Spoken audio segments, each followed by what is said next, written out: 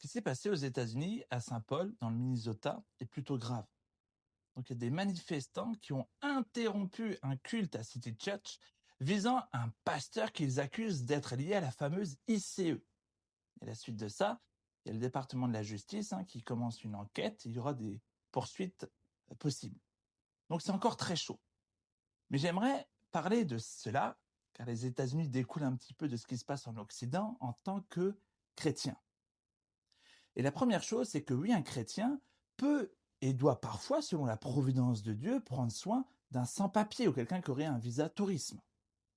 La Bible est claire, aimer l'étranger. Et je ne parle pas ici en théorie. Ma famille et moi, on a été amenés à accueillir des sans-papiers ou des personnes en difficulté chez nous. Et si c'était à reproduire, je leur ferais.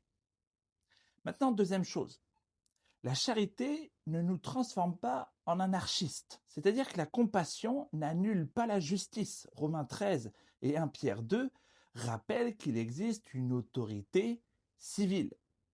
Donc on peut aider, on peut accompagner, on peut défendre légalement quand c'est possible, très bien, mais si la voie légale se ferme, si l'État donne un avis et qu'il faut repartir, notre devoir en tant que chrétien n'est pas d'entraver la situation. Notre devoir, c'est de bénir. Même dans un départ, c'est aider à peut-être partir dignement, à prier, à protéger une humiliation possible. Plutôt qu'il y ait des caméras qui viennent, on peut faire les choses correctement. Et j'ajoute ceci, ne pensons pas que c'est là-bas et jamais ici. Quand l'Église reste sérieuse, orthodoxe et refuse les excès de la gauche ou de la droite, elle dérange. Et je ne dis pas qu'on vit sous une tyrannie. On a encore des lois, des recours, de la liberté, et tant mieux. Mais c'est un signal d'alarme quand certains sujets deviennent si explosifs qu'on ne peut même plus en parler sans tension disproportionnée. Ça réveille des idoles, ces affaires. Donc la gauche crie accueillez, la droite qui expulsez.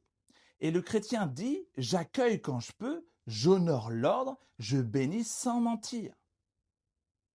En réalité, Jésus-Christ n'a pas besoin de nos désordres pour faire triompher sa justice. Donc j'encourage les chrétiens à garder la tête sur les épaules et à agir en tant que chrétien et non pas en tant qu'agent politique de gauche ou de droite.